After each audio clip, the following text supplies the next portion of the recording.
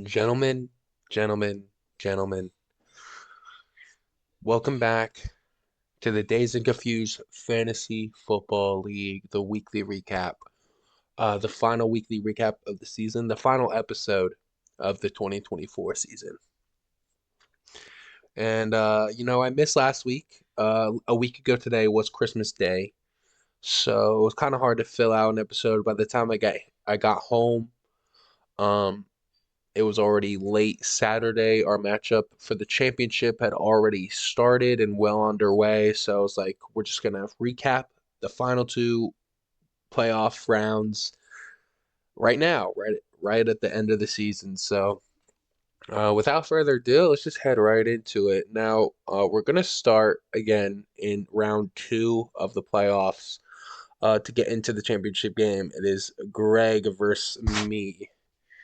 Now, just make it easier. People viewing. Oh, my -1. Make me smaller. I'm shrinking. Ah. All right. All right. So my semifinal matchup here was with Greg. And if you can't see, I pull out the victory. I'm going back to the championship for the second year in a row. Trying to be the first back-to-back champion since since Austin. Yeah, since Austin back in like what, 2017, 2016. So, it's been a long time. So, big win for me. It comes in the form of James Cook. I know you see Brandon Aubrey here with 23.8, but that was when the matchup was already kind of sealed. I won by 36.2. It was the last, I think, Sunday night game or Monday night game. So, like, the 23.8 didn't fully feel like it impacted the matchup as much as, like, even Tyrone Tracy's 14.9, Jamar Chase's 19.4. Even the bad weeks, we got a 9.5 from Nico, a 10.5 from DJ Moore. Like, it could be worse. But obviously James Cook explodes. He's the real MVP of that matchup. Jamar Chase, being my Pookie, gets it done. Greg doesn't have a bad week himself. Going into this, Greg actually lost Alvin Kamara, picks up Alexander Madison, who I had dropped prior in the week, and he gets 13.6. Even outscoring my flex. Like, Alexander Madison was on my lineup, was in my team a week ago. So, it is a little upsetting to see that, and it did make me a little nervous. But we're able to get Malik Neighbors to 10. Amon Ra got 16. They're both projected 28 combined, but they got 26, so it could be worse. None of them is hitting me with that Hail Mary uppercut punch. Great defense start from Baltimore, even though it could be interesting. Baltimore defense has not been that good this year. The Steelers are not a horrible team, but they know how to handle Baltimore, apparently. He gets a few more points if he starts Tucker, but that doesn't get him a win at any sort. Greg is still competing for money as third place gets $100 back and possibly 20 or 40 more, depending on if they're able to steal from the championship. So this is good. um, overall for Greg. It's a good season overall for Greg. But Denny two time back in the championship, the lowest we can get is $270 on the season. It's already a plus. Denny two time. This team has really come together here. 7-7 record. You wouldn't think so. I think the sixth seed in the playoff bracket. But this team pulled it through, man. I was much more confident in this team than my record shows. I was telling my friends and Devin and stuff going into the matchup. I feel like my team is like too good to not make it, and we almost didn't make it. We made it by the skin of our balls. So, um, it's a good week. Back to the championship, and Mateo in his trying to get his second playoff win and his first time in. It's not the first time in the semifinals because he's gotten the bye before and lost, but in his first, actually no, I think he's gotten top four multiple times too. But in his matchup with Brian, Mateo loses in kind of devastating fashion. Let's break this down.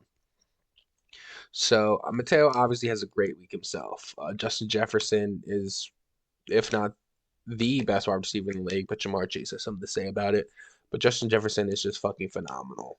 Him and Sam Darnold throughout the year have been fantastic, fantastic starts. Um, Trading away Jalen Hurts, going with the platoon of Sam Darnold and Bo Nix. I think that's like quarterback 8 and 10 on the season. Yeah, I mean it's just good business. Now, Brian actually gets this win. Obviously, you look at the running backs; they combine for 50. You're like, this has always been the case for Brian's team. We get a bad Josh Allen week, which has not been the case for Brian's team, especially at the end of the year. But I think the play that really wins this matchup is the start of Jalen McMillan. I talked to Brian about this. I think he would agree with it as well. Even though we have the blow up games from these other players, he loses Waddle early in the week.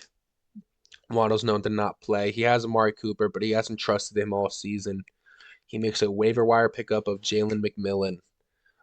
The waiver report, a few people were trying to get him, but Jalen McMillan ends up going to Brian and is the key pickup in this matchup. 14.2. I think in the Final Four games, he had 6 touchdowns. That is the case. Like, this is a league winning pickup right here. And we'll see what this means because that's what Brian was missing. T. Higgins has come into being a good wide receiver one for him. He gets a guy who is getting consistent targets at the wide receiver too. Then there's not a flaw with this team. You could make fun of the 2 tight ends, but I think there's still tight end 4 and tight end 2 on the season. 3. Oh, I thought it was top 5. Um, but it ends up not being horrible for him, especially at the end of the season. Brian gets it done. Gets back to the championship game. I think he's won every championship game he's been a part of, and this run he's on is going to be one to remember too. He's got a lot of high scoring weeks. One of the highest, like a lot of the highest scoring in league history scoring weeks. So if he gets this done and pulls it off, this team really has a lot of reasons to be remembered. Yeah, so the championship is set. Brian versus I, and the third place game of Mateo and Greg competing for $100 is set as well. Before we recap, I'm gonna try to hide it. Before we recap the championship game, let's recap the third place game. Now this one was a nail biter, but Mateo gets it done. Final score 117.75 versus 116.4. The win by 1.35. Yeah, freaking nail biter. Mateo gets it done in the form of Bo Nix. Honestly, in the form of the whole team. Like I was saying, Mateo went 0 RB. He hit with Chase Brown, but running back 2 has always been like the question mark for Mateo's team going forward. He had the wide receivers. He had the choice of quarterback.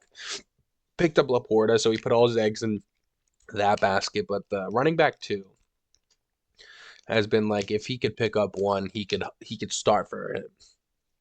And he picked up Guendo. He ends up starting for a few weeks injured in the semifinal matchup, so couldn't play him. Ends up starting Kendre Miller, not great. Jalen Warren, technically a better start from Swift. I mean, you're not upset with 10.1. And obviously when you win by 1.35, it's a good start because 10.1 is not a slouch score. Even when I think the Bears looked horrible. They had 3 points the whole game. So yeah. No, the wide receivers get it done. The Colts defense almost has a nightmare enough performance to make him lose, but he holds up by just enough. Greg kind of in panic territory too, because remember he lost Kamara the last week. Well, he lost Pollard this week too. His running backs 6 week were Alexander Madison and Mike Boone. He should not have had a chance in the world at this matchup. But Malik Neighbors, 32 piece, Patrick Mahomes, 29 piece, and just like that, we're already back in it with 2 players. Amon-Ra does what Amon-Ra does. Got to be the wide receiver 2 on the year. 3, wow. Surprised to see that. Maybe Justin beats him. I want to see, actually. Yep. But Amon-Ra does what he does. Great start from the Ravens defense again. Ravens defense, who had been struggling early on in the year, has picked it up for Greg in the last 2 weeks. So great starts.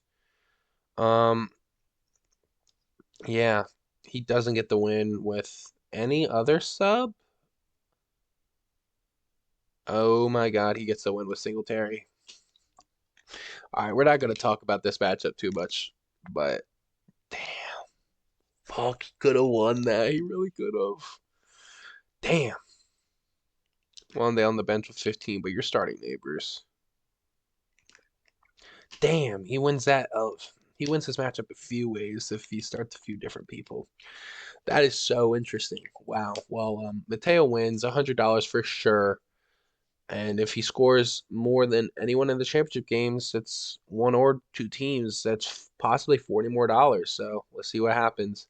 The championship matchup between Brian and I is a fucking blowout. Brian scores 178.8 points in the championship. Just to show you perspective, that is the most points of all time. Oh my God, the website is broken. Oh my God, oh my God.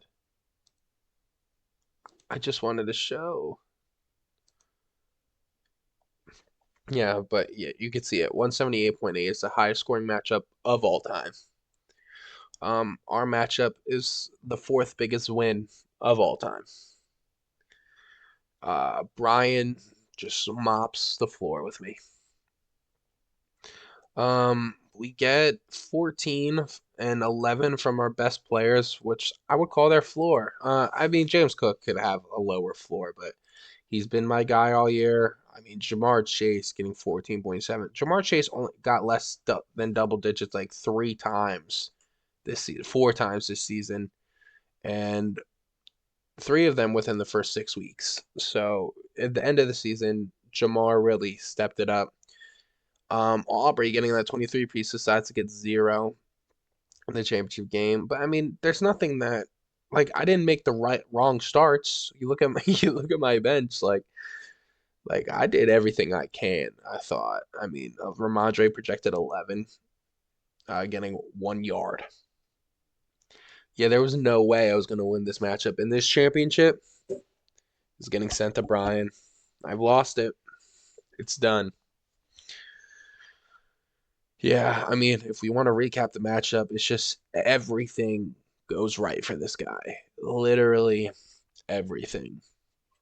His lowest performer in the week was Jonnu Smith at 10.1. T. Higgins, the counterpart to my best player, Jamar Chase, gets three tutties, 131 yards, 3 tuds.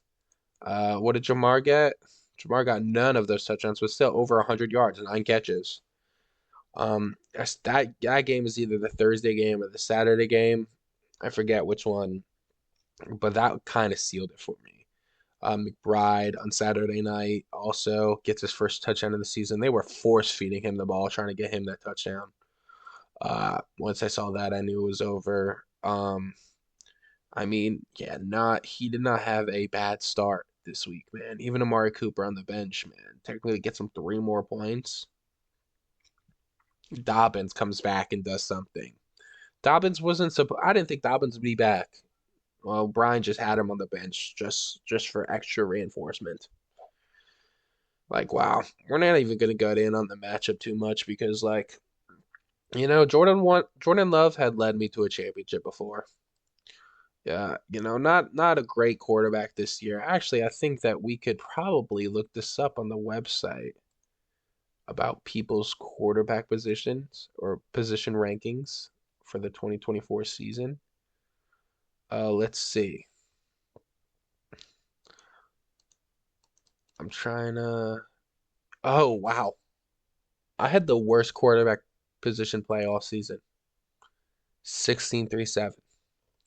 Damn, maybe I should be mad at you, Jordan. You've led the helm for most of this, for most of these starts. Wow, that is horrible. The running back position, I mean, we only have James Cook. How do we rank here? Brian, almost 40 points a game, while I'm at 25.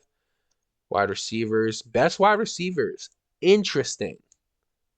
That is interesting because Mateo under me had Puka, Justin, and CD. I cannot believe that. The tight end position had been one that I didn't really look at. Oh my God, Brian at 13.1 points from the. Oh yeah. I mean, if we look at the record books at all, uh, I'll even go to the other website.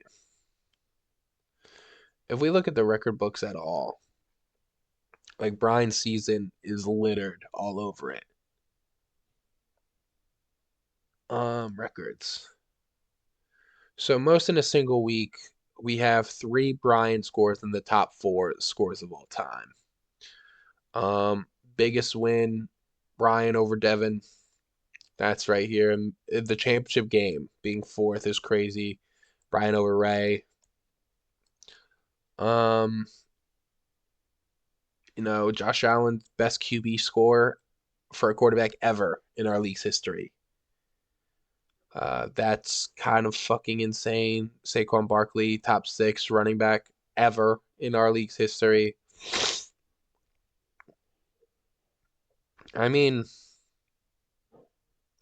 yeah. I mean, if we go to single season, Brian's 2024 campaign, highest scoring of all time by like a lot, like shattered his old record. Best differential of all time, beating Vinny's 2021 score. I mean, yeah. Brian had a great season, and it's going to be debated if this season or his other championship year are the best years. But yep, that's it. So payouts have been made to everyone.